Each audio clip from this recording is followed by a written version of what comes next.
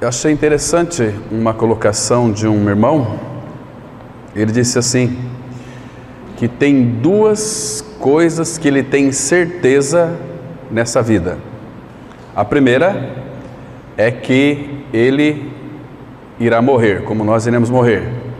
E a segunda é que os impostos não vão se acabar. Nós vamos ter que pagar os impostos. São duas coisas que ele tem essa convicção. Mas, irmãos, o que é morte? Nós vamos hoje analisar esse tema e depois a vida além da morte, aquele período intermediário, próximo domingo, entre a morte e a vinda de Cristo. Para onde vão os ímpios e para onde vão os filhos de Deus? Muito interessante. Nós vamos ver os textos domingo que vem e hoje vamos ver algumas coisas aqui que são muito relevantes para a nossa vida com o Senhor.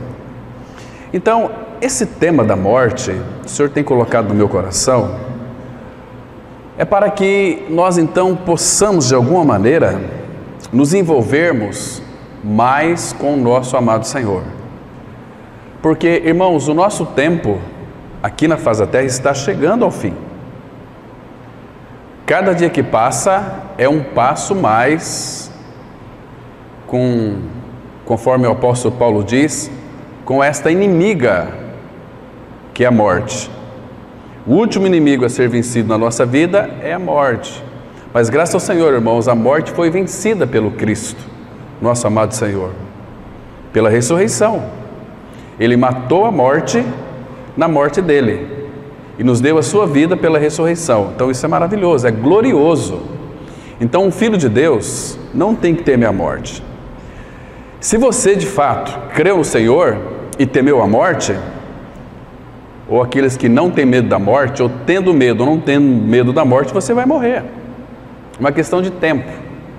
Nós vamos ver aqui hoje um texto que entre nós e a morte só tem um passo.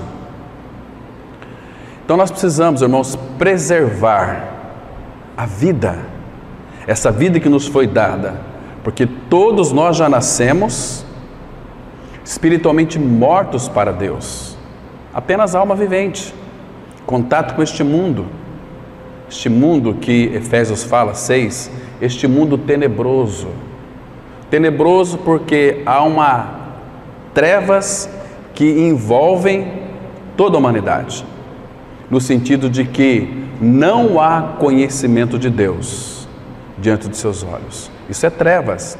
Trevas na Bíblia, no sentido, quando diz que toda a terra está em trevas, está mostrando que a terra não tem conhecimento ou não foram iluminados pelo Evangelho da Graça, pela pessoa de Cristo, que é a mesma coisa. Evangelho é Cristo realizando a sua obra.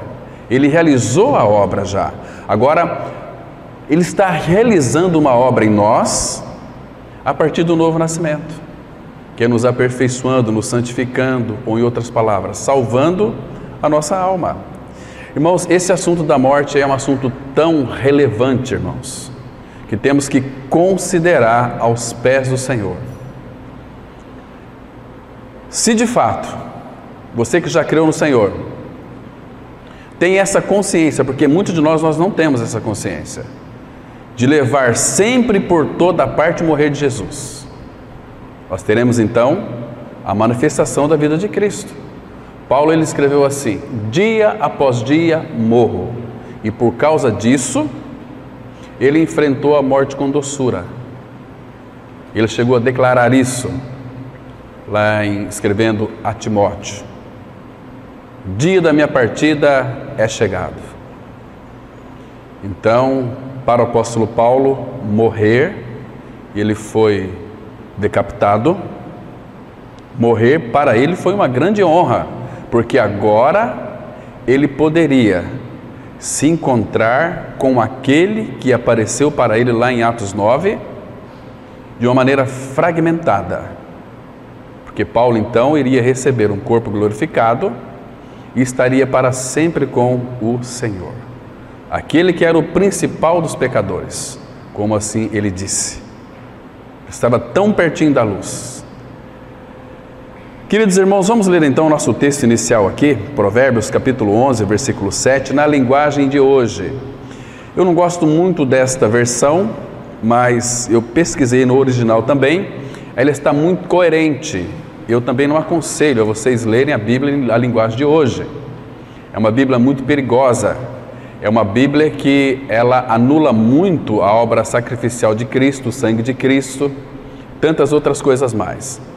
Mas nesse texto aqui, ela é muito clara, está muito fiel ao original hebraico. Então, Provérbios 11, 7 diz assim: quando o perverso morre, a sua esperança morre com ele, e a esperança dos maus dá em nada. Vamos ter uma palavra de oração. Amado Pai, nós te louvamos e agradecemos por esta preciosa manhã. Obrigado porque nós descansamos nessa noite. Obrigado pelo sono, pelos nossos lares. Obrigado, Pai, porque nós somos família bendita do Senhor. Estamos aqui reunidos debaixo do Teu nome, como irmãos em Cristo. Para nós, Pai, isto é muito relevante também, porque nós podemos chamar uns aos outros de irmãos, porque somos da família celestial, criados em Cristo Jesus, para as boas obras. Nós queremos, ó Pai, que Tu nos ensinas nesta manhã sobre esse assunto que é de fundamental importância para cada um de nós, para a vida da igreja, porque o assunto da morte, ainda, Pai, muitos têm sofrido, não gostam nem de pensar, mas é um assunto tão maravilhoso, porque o que nos impede ainda de adentrarmos os portais eternos é a morte. Nós estamos ainda subjugados a um corpo, nosso espírito, a nossa alma está presa a este corpo até o dia que Tu desejares. Mas, ó Pai, o Senhor tem colocado em nós essa ansiedade maravilhosa, positiva, de poder estar contigo. Pai, nesta manhã, desvenda, Pai, tira de nós, assopra para longe de nós toda dúvida, todo medo, toda ansiedade, todo pavor ou resquícios do pavor da morte, porque ela já foi vencida pelo Senhor da vida. Por isso nós confiamos a Ti esse tempo de reflexão da palavra. Esperamos, ó Pai, que Tu venhas nos dar entendimento espiritual para nós tratarmos desse assunto tão proeminente para os nossos dias, e que nós sejamos homens e mulheres corajosos, porque o Teu Espírito que habita em nós é o Espírito de poder, de amor e de moderação. Fala conosco nesta manhã, Pai. Em nome de Cristo nós oramos. Amém. Irmãos, quando o perverso morre, morre a sua esperança. Acabou. E o perverso, ele tem um lema, que é: a esperança é a última que morre. E ela vai morrer mesmo, porque este mundo não tem esperança. Esse mundo, nós não podemos ter esperança nele de que as coisas irão melhorar. Isso é um engano terrível da nossa parte. Gálatas 1,4 fala que nós somos tirados deste mundo pela raiz. Deus nos tirou deste mundo, irmãos. Isso significa que nós morremos para este mundo. A obra de Cristo, ela foi tão eficiente, tão eficaz, que nos levou a morrer não apenas para o pecado que habitava em nós, mas também para o mundo. Paulo fala aqui em Gálatas 6,14 que longe esteja de mim gloriar-me a não ser na cruz de nosso Senhor Jesus Cristo, pela qual o mundo está crucificado, morto para mim, e eu crucificado para o mundo, morto para o mundo. Eu queria que você analisasse uma coisa aqui muito importante. Se você creu, e se essa verdade de Gálatas 6,14 é uma realidade na sua vida, você não pode buscar felicidade neste mundo. Você teria coragem de buscar felicidade num cadáver em putrefação? Isso é o mundo. Nós morremos para este mundo. Agora me entenda com bastante cuidado. Toda esta criação de Deus, tudo que Deus fez, Ele disse que era muito bom, e Deus abençoou toda a sua criação. Com a entrada do pecado no mundo, toda a sua criação está sob os efeitos da queda. Tanto é que recentemente vocês viram pela imprensa, escrita, falada, pela televisão, quando ocorreu esses incêndios no Pantanal, muitos animais morreram queimados. Isso é muito triste. Mas por que isso? Por causa que também os animais estão sofrendo os efeitos da queda. Agora, Cristo nos regenerou. E Atos capítulo 1, a palavra fala que o Senhor está trabalhando para a restauração de todas as coisas. Este mundo, irmãos, que nós estamos vendo, que é visível, nós podemos desfrutar dele no sentido de que, por exemplo, Paulo escrevendo ao Timóteo, ele diz que tudo que Deus criou foi para o nosso aprazimento, para o nosso desfrute. Como podemos desfrutar deste mundo, sem se contaminar com este mundo? Mesmo porque nós morremos para o mundo. Quando eu falo mundo, estou se referindo ao sistema maligno. Quando nós nascemos de novo, nós conseguimos enxergar a criação de uma forma linda, na qual proporciona para nós muito, podemos usufruir. Por exemplo, você pode, num período de férias, ir para uma praia e curtir ali a praia e observar que tudo, aquele oceano foi Deus quem fez. Você pode contemplar ali os animais, você pode contemplar as florestas, tudo, você pode usufruir de uma boa comida. É esse o sentido aqui. Mas não que eu vou buscar a minha felicidade neste mundo. O mundo, pessoas buscam felicidade no mundo de pessoas. Mas a felicidade deste mundo, ela é muito transitória. É uma felicidade que se acaba. Por isso que, mais uma vez, quero repetir aqui, Eclesiastes 12:1 é para nós lembrarmos do nosso Criador, nos dias da nossa mocidade. Um filho de Deus aqui na terra, quando ele morre com 100 anos, morreu jovem para o Pai, muito jovem ainda. Então você pode desfrutar de toda a criação de Deus, e você sabe que você desfruta, né, os algodões que são plantados, que confeccionam as nossas vestimentas, é um usufruto para nós. Você tem o privilégio de escolher qual roupa lhe é melhor, não é assim? Tênis, sapatos, sandálias, uma série de coisas. Não, disso você pode desfrutar sem problema algum. Agora, o perigo é quando nós vemos este mundo e queremos usufruir de coisas que lá no fundo do nosso coração nós sabemos que é para mostrar para as pessoas que nós temos e queremos. Isso é vaidade, isso é bolha de sabão, né? Mas, queridos irmãos, a morte, ela virá. Semana passada nós estávamos aqui ministrando a palavra, falando sobre o amor de Cristo. Então nós ficamos menos 7 dias perto da nossa morte. Você queria ou desejaria saber o dia que você vai partir? Acho que seria para nós assim aterrorizante, né? Nós não sabemos. Graças ao Senhor, Ele foi tão sábio que ocultou isso de todos nós, para nós vivermos uma vida mais tranquila, mais sossegada, mais mansa. Mas o que nos entristece é sabermos quando o perverso morre. Perverso não é uma pessoa má, não, irmão. Tem perverso mau e perverso bom, como tem pecador bom e pecador ruim. Qual é a diferença de um pecador bom e de um pecador ruim? Nenhuma. São pecadores, aliás. Então, quando o perverso morre, a sua esperança morre com ele. Porque este perverso, Deus o ama ele até o seu último suspiro na face da terra.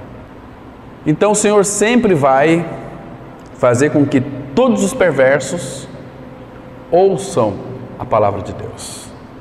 Mas nem todos querem a palavra de Deus. Nós não gostamos da verdade. Nós gostamos de religião.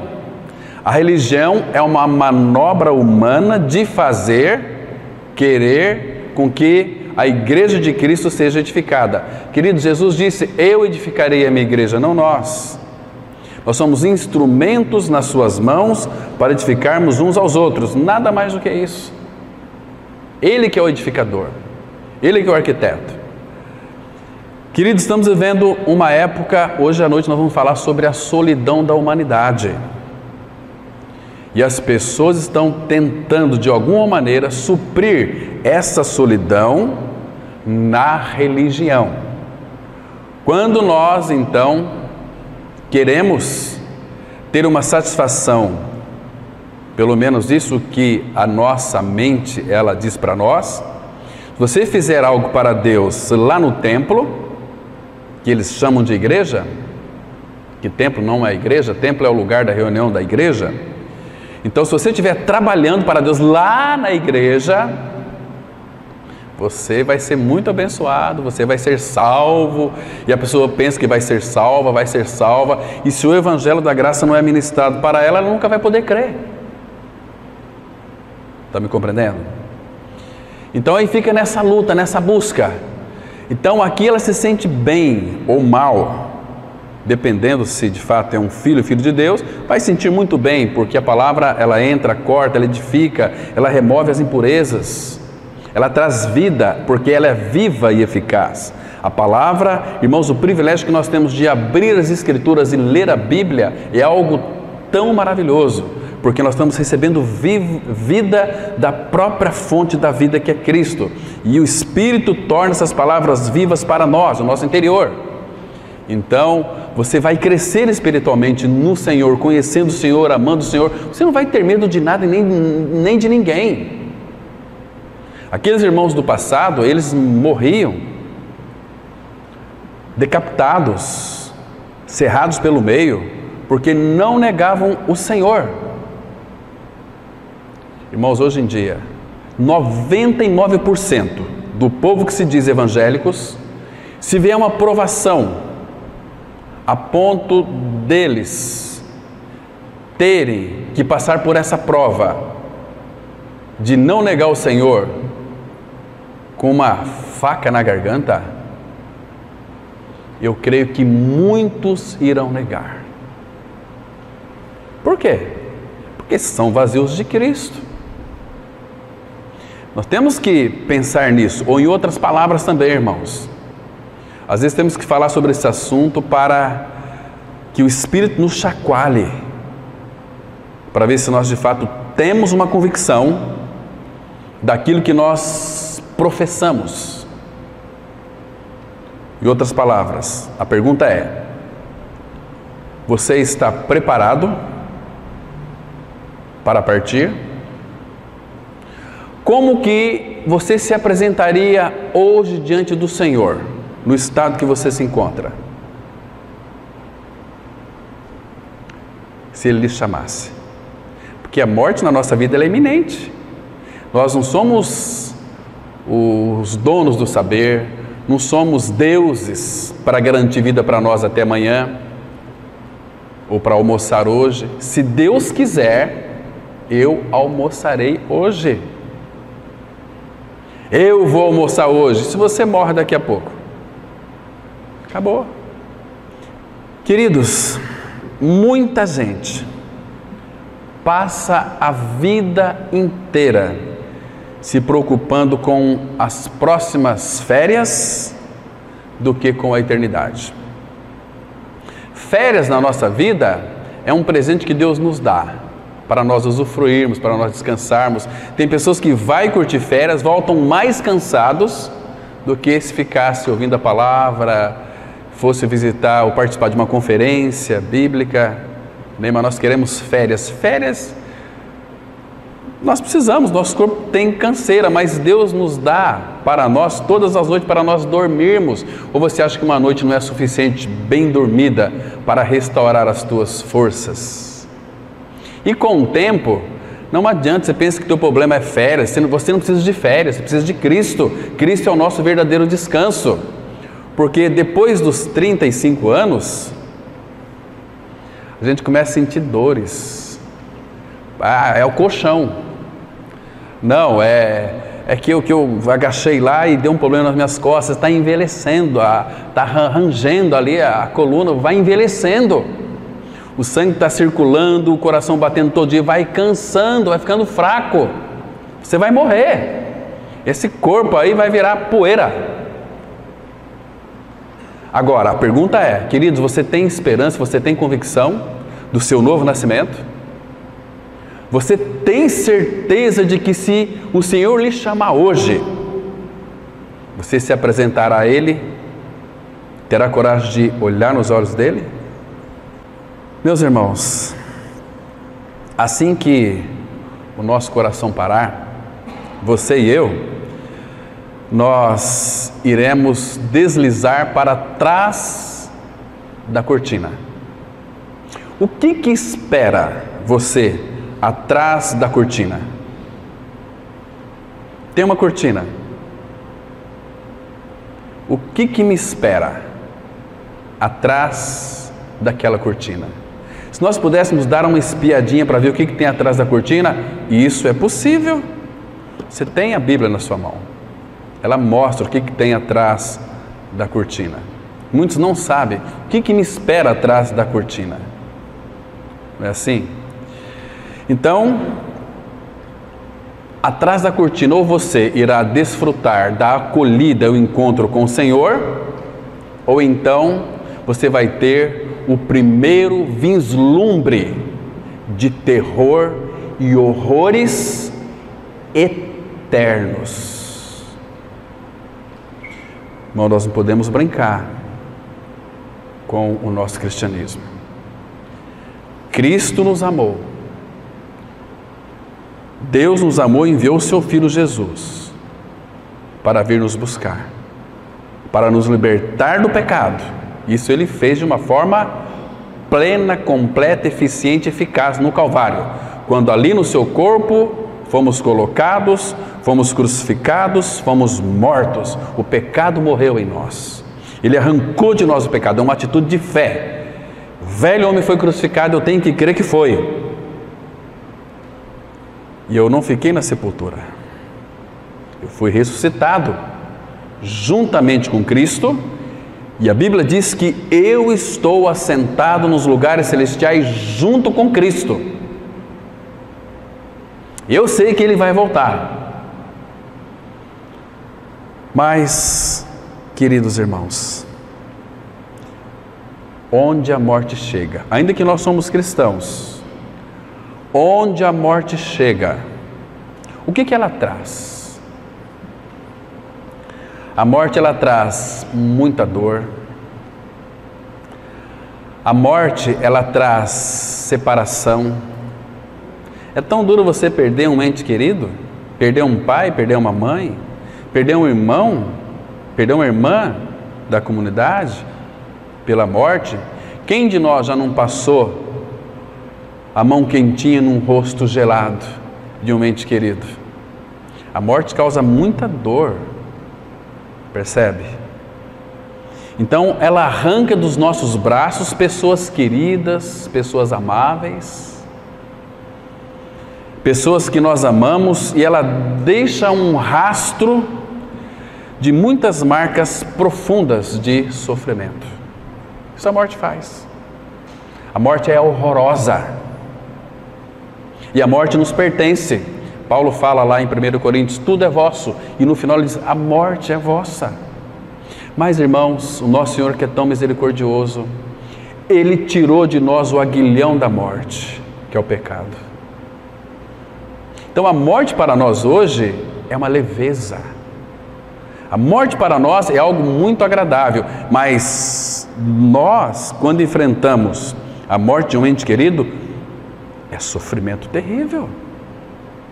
Imagina uma mãe perder uma criancinha de 5, 6 anos de idade. Terrível, irmãos. É terrível. É um horror a morte. É muito feia. Vocês entendem porque Jesus Cristo, lá na cruz do Calvário, ele ficou todo desfigurado? Ele estava ali na cruz, Hebreus 2:9, provando a morte por cada um de nós, para que eu e você não experimentássemos a morte eterna. Ele provou na cruz do Calvário. Irmãos, foi tão horrível para o nosso Senhor, aquele que é a vida, aquele que quando ele recebeu a nossa morte no seu corpo, Deus o julgou. Deus fez com que o Filho tomasse toda a ira da cólera de Deus. Imagina só, irmãos, tudo por amor a nós, um povo imprestável que éramos. Hoje nós somos povo de propriedade exclusiva de Deus, somos um povo muito especial, porque o especial mora dentro de nós, e o Pai tem prazer em nós. Temos que considerar, meus irmãos, esta obra da cruz.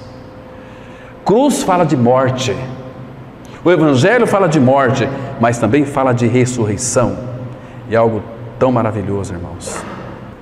Queridos, vou dizer uma coisa para vocês aqui. No dia da sua morte, você vai ter que enfrentá-la sozinho, se não tiver Cristo. Mas se você tiver Cristo, o Salmo 48, versículo 14, a palavra fala assim que Ele é o nosso guia e Ele será o nosso guia até a morte. Ele prometeu, ele disse assim, Mateus 28, 20, eu estou convosco todos os dias, até a consumação dos séculos. Por que até a consumação dos séculos? Porque daí nós vamos estar com Ele. Toda a realidade de Colossenses 3,3 vai se cumprir, porque nós morremos e a nossa vida está escondida com Cristo em Deus. Nós já estamos lá pela fé. De lá ninguém pode nos tirar mais, porque foi Jesus quem disse: da mão do Pai ninguém arrebatará, ninguém arrebatará da minha mão. Estamos gravados na palma da sua mão. Então, irmãos, não temos que temer a morte. Se você é filho, se você tem essa experiência com o Senhor, a morte para nós é algo assim que, não sei, nunca morri assim fisicamente, estou aqui falando, né? Mas deve ser algo assim curioso. Tem curiosidade. Naquele último momento, como é que você vai morrer? Há algum tempo atrás, uma pessoa perguntou para uma pessoa já idosa, uma mulher de 130 anos, morava lá no Paraná, já faleceu, 130 anos. O que a senhora faz para viver tantos anos?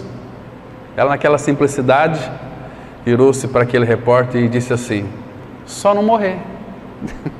Simples assim, né? Só não morrer, você vai viver muito tempo, né? E uma das coisas que leva as pessoas para a sepultura mais cedo é preocupação. Preocupação. Aquela mulher de 130 anos, pobre, não se alimentava bem, fumava ainda aqueles fumo de corda, sabe? 130 anos, fumou desde os 16. Mas ela disse uma coisa muito importante: eu nunca me preocupei com nada. A preocupação começa a nos deixar doentes. A preocupação começa a nos deixar assim, agitados interiormente. Isso leva à morte, leva a aneurisma, leva a derrame, leva uma série de doenças. Mas quem tem o Todo-Poderoso habitando no seu interior, irmãos, tem que se aquietar, saber que Ele de fato está no controle. Agora, queridos, Quando o perverso morre, a sua esperança morre. Agora, quando o cristão morre, a sua esperança não morre. Porque a nossa esperança é uma pessoa. Colossenses 1, 27 diz assim: Cristo em vós, a esperança da glória. E a nossa esperança, segundo 1 Pedro 1,3, é uma esperança viva. Fomos regenerados para uma viva esperança mediante a ressurreição de Jesus Cristo dentre os mortos. É uma esperança viva. Vocês se lembram o que Jesus disse para Marta e para aquele povo que estava ali quando Lázaro morreu? Eu sou a ressurreição e a vida. Quem crê em mim, ainda que morra, por que ainda que morra? Talvez, se eu não voltar antes, você vai morrer, mas ainda que morra, viverá. E todo que vive e crê em mim não morrerá eternamente. Crês isto? O problema nosso é que nós somos incrédulos, irmãos, por isso nós temos medo de algumas coisas. Lá em João capítulo 11, no versículo 40, Jesus disse assim para Maria e Marta: não te disse eu que se creres, verás a glória de Deus? Irmãos, incredulidade. Cuidado com esse bichinho, incredulidade. Tu crê? Meus irmãos, nós temos uma esperança. Vou ler para vocês aqui um texto de Romanos 15, verso 13. É um texto tão gostoso de ler, tão gostoso para a gente decorar e citar e até fazer uma canção sobre ele, né? Aí os que são inspirados pelo Espírito para fazer uma canção, a palavra, ela diz em Romanos 15, verso 13: e o Deus da esperança vos encha. Como é que é o encher de Deus para nós, irmãos? É um encher, é um derramar, é algo completo, é algo assim que nos enche mesmo. E o Deus da esperança vos encha. Deus não tem limites para nos encher. E o Deus da esperança vos encha de todo gozo e paz no vosso crer. Quando cremos, o próprio Deus vai nos encher de alegria, de gozo e paz. E não para aqui. Para que Ele vai nos encher de gozo e paz quando cremos? Para que sejais ricos de esperança no poder do Espírito Santo. É uma vida celestial na terra. Queridos, você pertence a qual mundo? A minha pátria não é aqui. Eu pertenço à pátria celestial. O que você está fazendo aqui? Aguardando o meu Senhor e Salvador Jesus Cristo, porque Ele disse que viria me buscar. Quando eu for, João 14, 3, for e vos preparar lugar, voltarei para vós outros e vos receberei para mim mesmo, para habitarmos para sempre com o Senhor. E lá na glória vai cessar tudo. Irmãos, todo mundo quer ir para o céu, né? Mas ninguém quer morrer, não é assim? Queridos, Paulo fala que esse local lá do Senhor é um local, a glória é incomparavelmente melhor. Em Apocalipse 21, versículo 4, para vocês terem uma ideia de como é que vai ser viver com o Senhor. Primeiro, versículo 4, ele diz assim: e lhes enxugará dos olhos toda lágrima, e a morte já não existirá. Não haverá luto, nem pranto, nem dor, porque as primeiras coisas passaram. E o 5: e aquele que está sentado no trono disse: eis que faço nova todas as coisas. Então tira a esperança deste mundo. Ele vai renovar todas as coisas. E acrescentou: escreve, porque estas palavras são fiéis e verdadeiras. Que lindo, irmãos. E a gente não almeja ir para lá, porque temos que enfrentar a morte. A morte é o trampolim para a eternidade. Então, irmãos, vamos hoje aqui caminhar juntos sobre esse tema, a vida além da morte. Li certa vez uma história trágica sobre pessoas divertindo-se nos andares de cima de um alto prédio, sem saber que havia um incêndio nos andares mais baixos.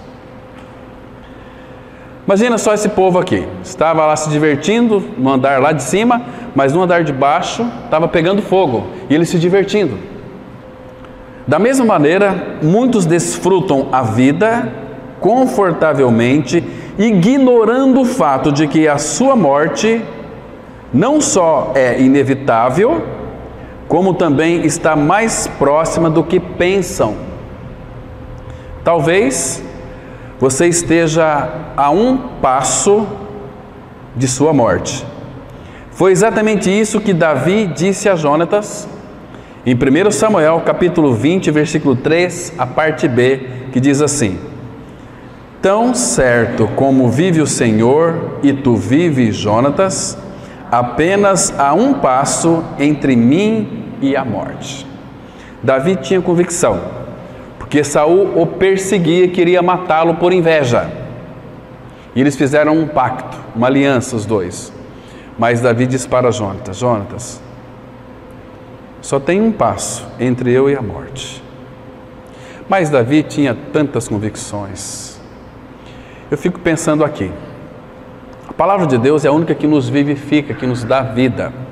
Lembra quando aquele filho que Davi teve com Batseba, ele morreu? Porque Deus disse que iria matá-lo. Davi, enquanto o filho estava vivo, talvez sofrendo, ele estava ali orando ao Senhor, quem sabe ele possa ter misericórdia e fazer com que esse menino seja curado e viva. Mas Deus então matou aquela criança. E quando aqueles soldados de Davi souberam que o filho de Davi tinha morrido, eles foram encarregados de dar a notícia a Davi: seu filho morreu. E agora? O rei Davi está lá sofrendo pela criança. Imagina quando nós dermos a morte, aliás, o recado, o aviso de que seu filho morreu. Ele pode até nos matar.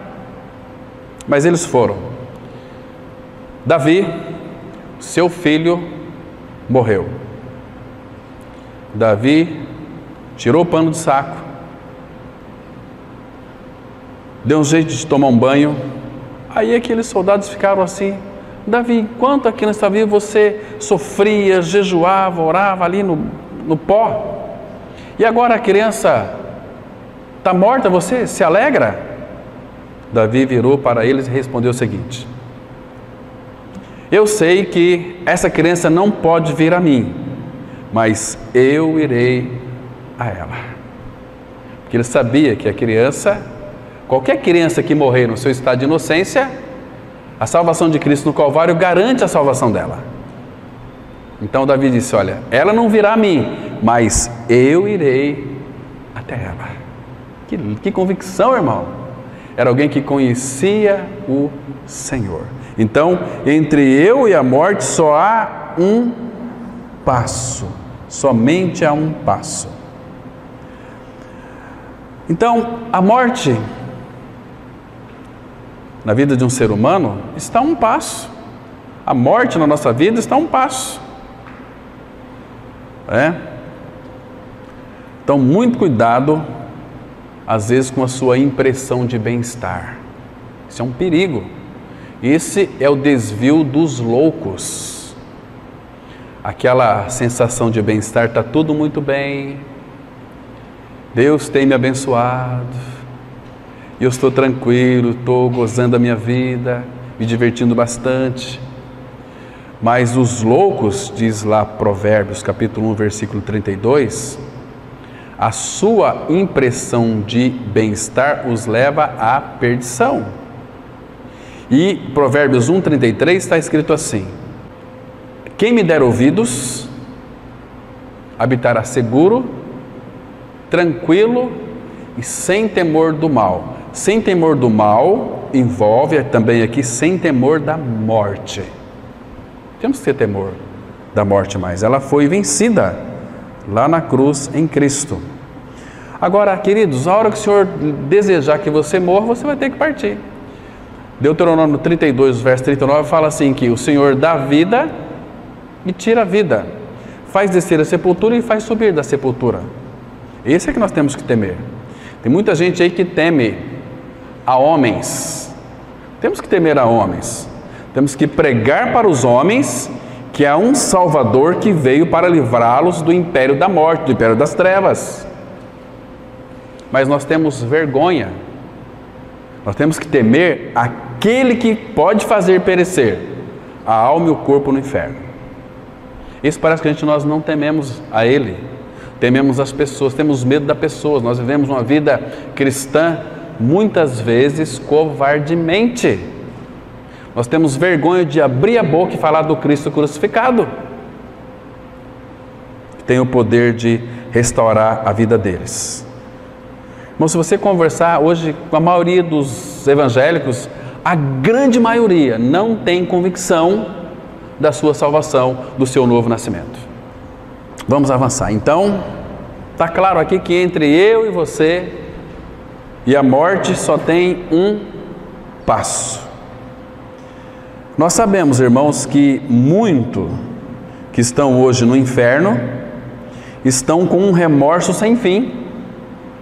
Lá, com suas lembranças e sentimentos totalmente inatos, imagem de sua vida na terra voltam para assombrá-los, porque é uma alma que está lá. Eles relembram os amigos, a família e os parentes, remoem as oportunidades que desperdiçaram e sabem intuitivamente que seu futuro é sem esperança e sem fim. Para eles, a morte é muito pior do que imaginaram. Lembram o que o rico disse no inferno? Estou dizendo que rico não vai ser salvo.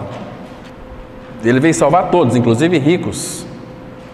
Mas quando os ricos colocam a sua confiança no Senhor e não nas riquezas. Veja só aqui o que esse rico disse lá no inferno, em Lucas 16, versículo 23 e 24. No inferno, estando em tormentos, levantou os olhos e viu a longe Abraão e Lázaro no seu seio. Então, clamando, disse: Pai Abraão, tem misericórdia de mim, e manda Lázaro que molhe em água a ponta do dedo e me refresque a língua, porque estou atormentado nesta chama.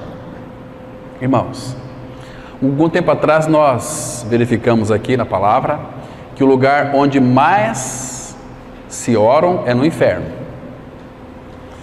São aquelas orações vencidas que não tem mais jeito. Pai Abraão, tem misericórdia de mim. Você morreu, meu amigo. Você está atormentado. E esses tormentos aqui é de geração em geração, séculos e séculos, para todos. Não tem como mais sair de lá. Deus vai dar um jeito. Não vai. Deus é justo e amoroso. Ele é justo, por isso Ele enviou Cristo para ser a nossa justiça. Aquele que não conheceu o pecado, Deus o fez pecado por nós, para que nele fôssemos feitos justiça de Deus. Mas Deus é justo e amoroso, tudo foi pelo amor. Mas o homem é injusto, e o homem não quer a justiça de Deus, porque ele é muito justo, então ele vai para o inferno. Por isso que ele disse lá: quem nele crê não é julgado, quem não crê já está condenado. Ninguém pode acusar a Deus de injustiça. A morte de Cristo na cruz foi para todos, mas as pessoas não querem, querem outras coisas para fazer, não querem o Senhor. Imagina, irmão, se você morresse hoje do jeito que você está agora, você tem certeza? Ou está preparado para encontrar com teu Deus? Eu sei que naquele dia vai ser terrível para muita gente. Jesus disse: muitos naquele dia hão de dizer-me: Senhor, Senhor, porventura não temos nós profetizado em teu nome? E em teu nome não expelimos demônios? E em teu nome não fizemos muitos milagres? Nunca vos conheci. Apartai-vos de mim, vós que praticais a iniquidade. E para onde que eles vão? Para o inferno. E inferno, irmãos, não é o fim. Inferno aqui é o Hades e a sepultura, lugar de tormentos até o dia do julgamento. No dia do julgamento, esse povo aqui, que não creram, eles ouvirão então a sentença: apartai-vos de mim, malditos, para o fogo eterno preparado para o diabo e os seus anjos, que é a segunda morte, é o lago de fogo e enxofre. Aí não tem mais jeito. Imagina, irmãos. Por quê? Porque nunca levaram uma vida séria com o Senhor, nunca quiseram o Senhor, ficaram sempre em cima do muro. O muro é do diabo. Deus fala: pula para o lado de cá. A pessoa fica em cima do muro. Ah, hoje eu não posso. Ah, vou ver a palavra hoje tem muita coisa para fazer. Essas muitas coisas vai levar você para o inferno. Porque quem creu no Senhor, Atos capítulo 2, abra lá comigo, versículo 44. E agora você avalie se você tem prazer na vida da igreja, na comunhão do corpo de Cristo. Atos 2, 44. Olha o que a Bíblia está dizendo, irmão. Todos os que creram estavam juntos. Quem não tem prazer na reunião da igreja significa que não creram de fato, tem uma ideia de Deus, confessam até as Escrituras Sagradas, eles até oram, mas não vivem uma vida prática da igreja, o corpo de Cristo. Porque a palavra fala que todos os que creram estavam juntos e tinham tudo em comum. Como é que uma pessoa fala que, eu criei no Senhor, e não tem prazer na comunhão? Não se importa, irmãos, Cristo amou a igreja tanto que se entregou por ela. Como é que nós podemos amar menos a igreja? É uma loucura. Eu tenho que trabalhar, eu tenho que adquirir, eu tenho que ganhar. Louco, esta noite te pedirão a tua alma. E o que você tem preparado para quem será? Eu conquistei muitas coisas, e o que eu vou fazer com a minha riqueza? Vou destruir esses celeiros, vou fazer novos, e agora vou depositar meus depósitos ali, e vou dizer para mim mesmo: agora você pode descansar, você tem aí para muitos anos. Louco, e se te pedir a tua alma hoje, para quem será? Você tem preparado? Que loucura, irmãos! Eu sei que deve ter muita gente no inferno agora pensando: como eu fui louco e não crer naquele dia que aquela pessoa pregou para mim. Como eu fui louco, como que eu não criei? Como que eu fui um crente relaxado? Por que eu agi assim, meu Deus? Mas está lá, falando como esse rico aqui: Pai Abraão, tem misericórdia de mim, manda Lázaro que molhe a ponta do dedo, que me refresque a língua, porque estou atormentado nesta chama. Nós nos envolvemos com coisas deste mundo, irmão. O Senhor não quer isso para nós. Ele que quer que nós nos voltamos para Ele. Fomos chamados para Ele, e Ele morreu por todos, para que os que vivem não vivam mais para si, mas para aqueles que por eles morreu e ressuscitou. Irmãos, é hora de nós despertar do sono. Será que nós não aprendemos a lição ainda, irmãos? Misericórdia. E aí vem aquelas pilhérias, né? Quais são as palavras que você gostaria de ouvir no teu velório? Eu gostaria que as pessoas me elogiavam. Aí outro lá falou assim, né? Sabe o que eu gostaria que falasse no meu velório? Olha lá, ele está mexendo. Mas não é isso que vai acontecer. Queridos, orações vencidas. Pai Abraão, tem misericórdia de mim, não tem mais jeito. Gênesis capítulo 6. Quando Deus então decidiu destruir toda aquela nação, todo aquele mundo antigo, mais de 2 milhões de pessoas naquela época, Deus disse: Noé, constrói uma arca. 120 anos construindo a arca, 120 anos, irmãos, pregando a arca, as pessoas passavam, kkkk, olha esse velho aí, para que está construindo essa arca? Não chove. Moisés disse, vai chover.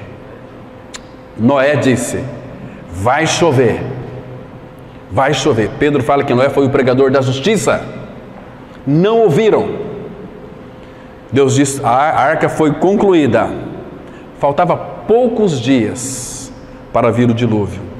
Deus disse para Noé, traz um casalzinho de todos os animaizinhos aí. Os rinocerontes não, aqueles bichos grandes, como é que chama? Como? Não, aqueles bichos grandes, que é dinossauros, esses aí não precisa mais não vai servir. Imagina, você está aqui passando um dinossauro ali, Deus é muito sábio. Então esses aí deixa aí que vai morrer também junto com esses outros. Os peixes não precisavam porque era da água mesmo, né? Então entraram tudo, família de Noé. Talvez eles poderiam ter pensado ali, os filhos de Noé, por que a gente não fica aqui? Deixa o teu pai, ele é doido, é uma loucura isso aí, vamos ficar nós aqui. Vamos, mulher, embora, o meu pai, ele sabe o que ele está fazendo. Mas entrou na arca. E Deus, a palavra fala que Deus fechou a porta. Não tinha mais jeito. Começou a pingar chuva. E ali tinha mulheres grávidas, mulheres amamentando aquelas criancinhas, embora aquelas criancinhas fossem salvas, mas elas morreram. Começou a chover, e a água começou a bater na bunda, e no ombro, e nos pescoços, e agora, abre, a gente crê, Noé, por favor, abre. Não tem mais jeito, a porta que Deus fecha, ninguém mais abre, irmãos. E chuva, e 40 dias e 40 noites. Acabou com aquela raça de incrédulos e maldades de coração. Acabou. Não teve mais jeito. Talvez ali tinha muita gente rica. Imagina só aquelas mães grávidas. Por favor, abre o meu filho.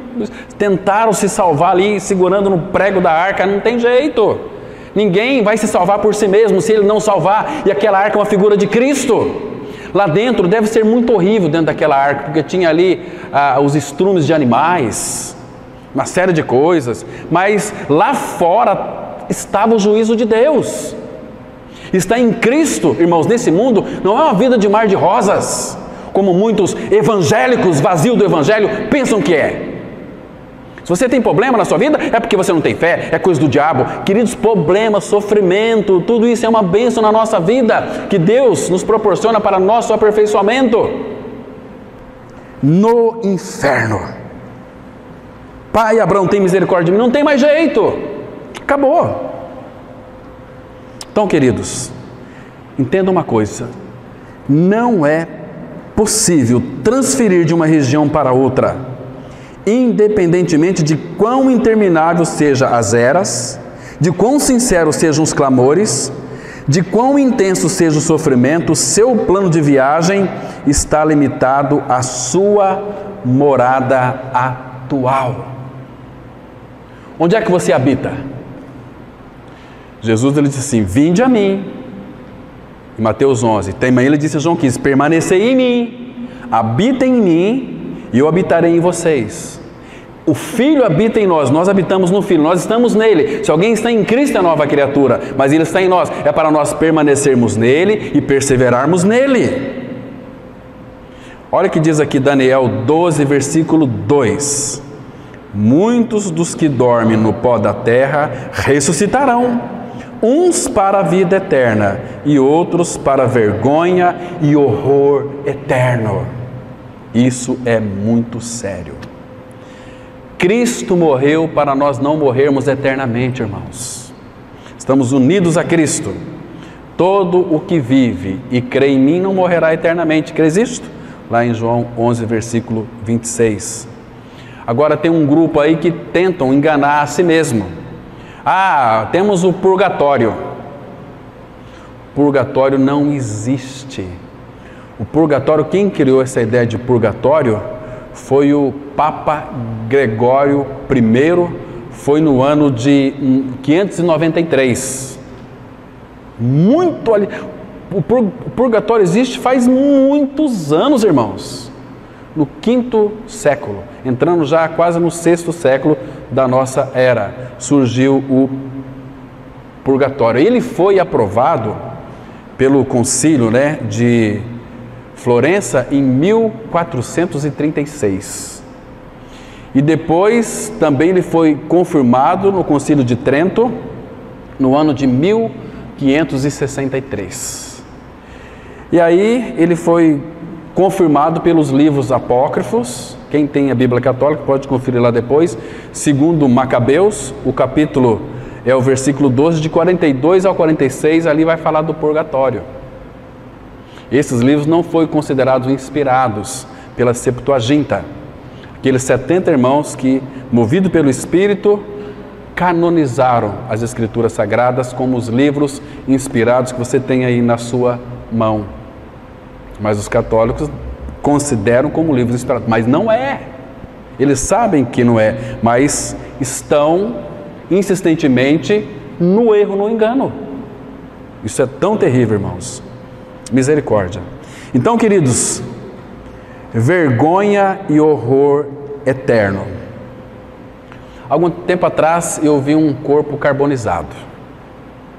Uma vez, aliás, dois, num acidente de veículo e o outro numa casa que estava pegando fogo, os bombeiros apagando. Eu falei, tem um monte de osso aí. Ele morreu. E o bombeiro quase que pisa em cima do cara, estava carbonizado. É horrível. Falei, isso aqui era um ser humano? Era um homem. Irmãos, isso me fez lembrar aquele lindo fato que aconteceu quando Nabucodonosor fez um decreto, levantou uma estátua de ouro e todos tinham que se prostrar diante daquela estátua, lá em Daniel capítulo 3. E quem não se prostrasse diante daquela estátua seria lançado na fornalha de fogo aceso para morrer carbonizado. Aí começaram a cantar cítara, gaitas, fole, e de repente todo mundo se prostrou e 3 jovens, Sadraque, Mesaque e Abednego, de pé. Aí o pessoal, rei, olha lá, tem 3 judeus que o Senhor escolheu para estar aqui diante de ti, não se prostrar, não fazem caso de ti, ó rei. Eles têm que ser jogados lá o decreto que o Senhor assinou, tem que se cumprir. Aí o rei falou o seguinte, olha, porque o rei os tinha como pessoas muito especiais, eram pessoas distintas. Todo filho de Deus, ele é distinguido dos demais. Não porque ele quer, porque Cristo em nós é que faz a diferença. Então, olha, vou dar mais uma chance para vocês. Não, rei, para aí. Fique sabendo de uma coisa. Nós não vamos prostrar diante dessa estátua que tu fizeste. Não por uma teimosia, porque nós servimos a um Deus, o Deus de Israel, o Todo-Poderoso, o Criador de todas as coisas. Então nós não podemos prostrar diante da tua estátua. E fique sabendo também, rei, se Deus quiser nos livrar, Ele nos livre. Se Ele não quiser, nós não vamos prostrar. Ah, é? Então pegue esses meninos aí. O rei ficou bravo. Mandou aquecer a fornalha 7 vezes mais, ataram eles, enrolaram e jogaram dentro do fogo. Mas vamos ver essa história lá, irmãos. Abra lá em Daniel capítulo 3. Olha que coisa interessante, irmãos.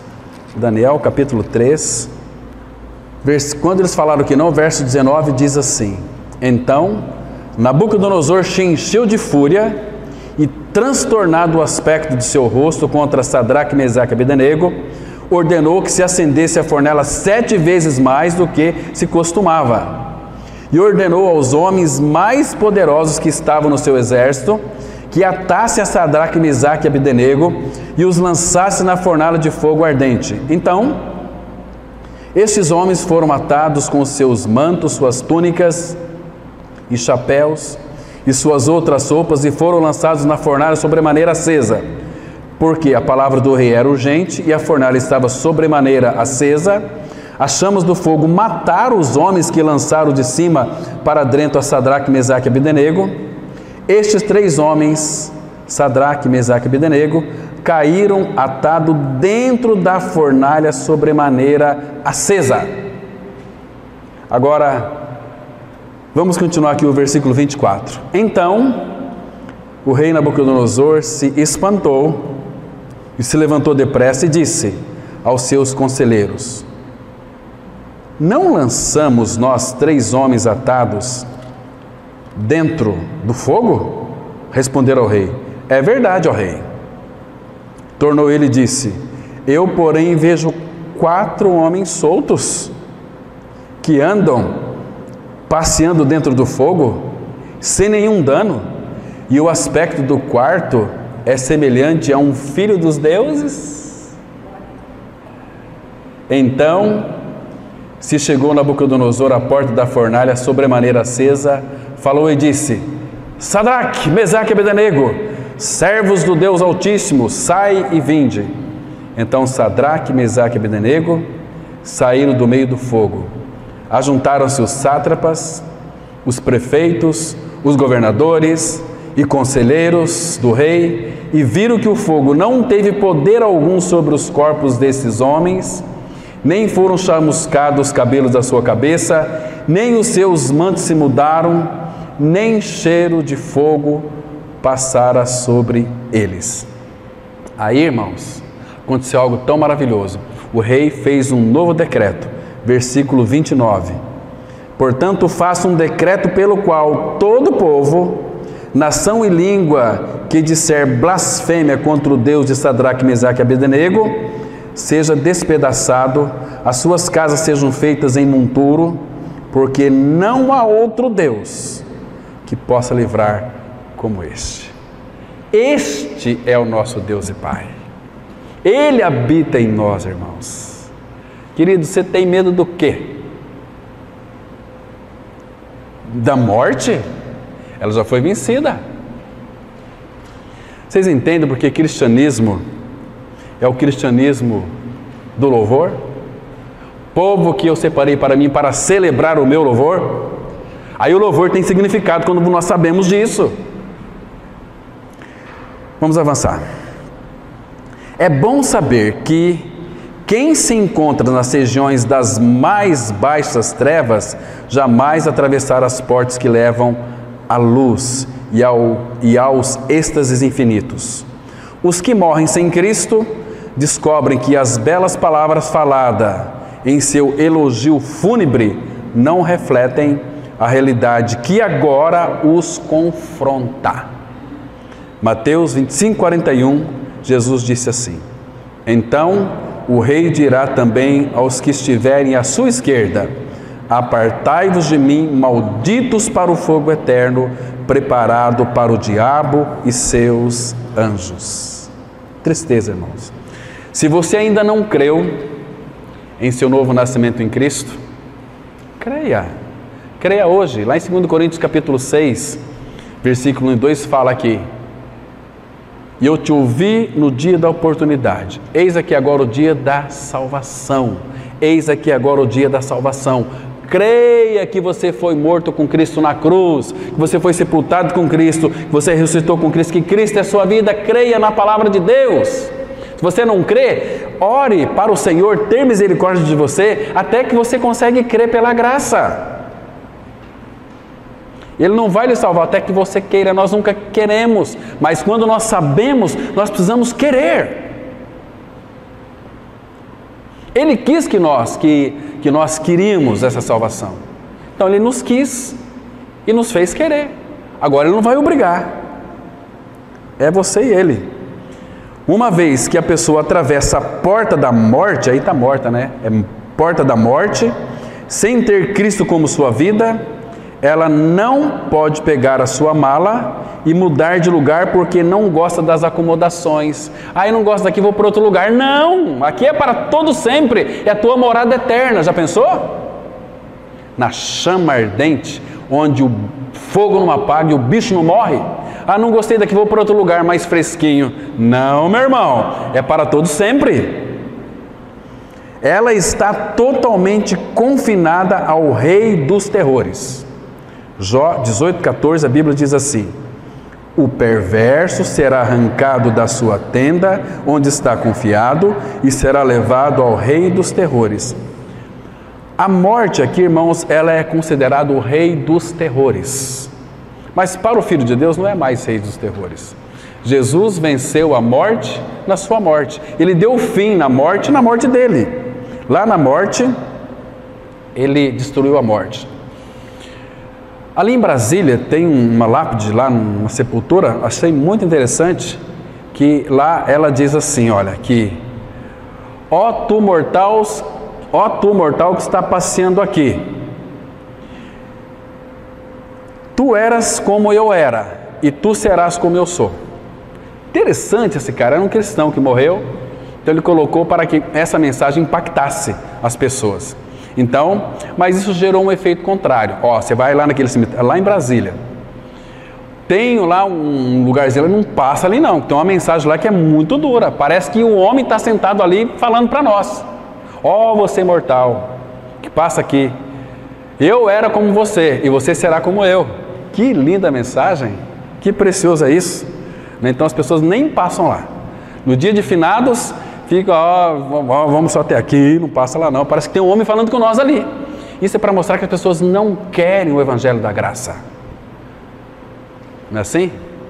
Misericórdia, irmãos. Muito bem. Eu sei que tem muitas pessoas que desafiam a morte, né? Hoje em dia é um perigo terrível, né? Vamos subir, escalar aquele pico lá e muitos morrem lá. E muitos atravessam um prédio do outro na corda bamba ali, né? Desafiando a morte. Misericórdia, irmãos. Tem pessoas que falam assim, eu sei que você já deve ter ouvido também, muitas pessoas que disseram, no seu último instante da morte, não, deixa que eu consigo sozinho. Não, se isso aqui não matar, engorda. E outros dizem assim, no último dia da morte, tá bom, querida, pode dirigir o carro. E aí é perigo também, né? Pode ser a última palavra. Então a morte, entre nós, a morte só tem um passo. O que é morrer, irmãos? Morrer é deixar o corpo e habitar com o Senhor, 2 Coríntios 5, versículo 8. Muito claro ali, né? Vamos aqui, irmãos, para a parte final. Como viver uma vida celestial na terra? Pelo novo nascimento. O novo nascimento, como aprendemos, não é algo que fazemos, mas algo que Deus fez em nós. Como diz São Francisco de Assis, é morrendo que se renasce para a vida eterna. Nunca é por aquilo que fazemos. O que faz pensar que as boas obras poderiam significar mais para Deus que os méritos do Filho, a quem Ele ama tão profundamente? A boa notícia é que Cristo morreu dizendo, João 19, versículo 30, está consumado, e inclinando a cabeça, rendeu o Espírito. Colossenses 2, de 13 a 15, vai mostrar os efeitos eficientes da morte de Cristo na cruz. Está consumado. Ele fez tudo, cumpriu tudo. Na abertura foi lido aqui, Romanos 8:1, nenhuma condenação há para os que estão em Cristo Jesus. E Romanos 8:2 diz assim, porque a lei do Espírito da vida em Cristo te livrou da lei do pecado e da morte. Essa expressão realmente significa, está consumado, significa integralmente pago. Ele nos comprou, mas para isso Ele teve que pagar o nosso preço. Salário do pecado é a morte. Cristo morreu, pagou o nosso preço. Lá na cruz, Jesus tirou o ferrão da morte e nos deu a sua vida pela ressurreição, ou seja, a vida eterna. Então João disse aqui, Jesus disse em João 10, 28, eu lhes dou a vida eterna, jamais perecerão, e ninguém as arrebatará da minha mão. Então, queridos, graças ao Senhor. Olha, irmãos, vai para o inferno somente incrédulos. quem de fato não creu na obra consumada do Calvário. Que Deus então continue falando aos nossos corações. Amém. Vamos orar. Obrigado, nosso Pai Celestial, pelo tempo tão precioso que passamos aqui lendo a Tua Palavra, meditando na Tua Palavra. Agora, Pai, nos desperte para essa realidade de que em Cristo nós fomos crucificados, morremos com Ele, fomos sepultados com Ele e ressuscitamos juntamente com Ele. Agora o Senhor deseja formar em nós a pessoa do Teu Filho Jesus. Convém que Ele cresça e que nós diminuamos, ó Pai. Obrigado porque a morte é preciosa aos Teus olhos, dos Seus santos. Obrigado, Senhor, porque nós temos em nós a vida que não se acaba mais. Graças te damos pelo Teu amor, pela Tua graça e pela Tua misericórdia, e frutifica a Tua palavra em nós. Em nome de Cristo nós oramos. Amém.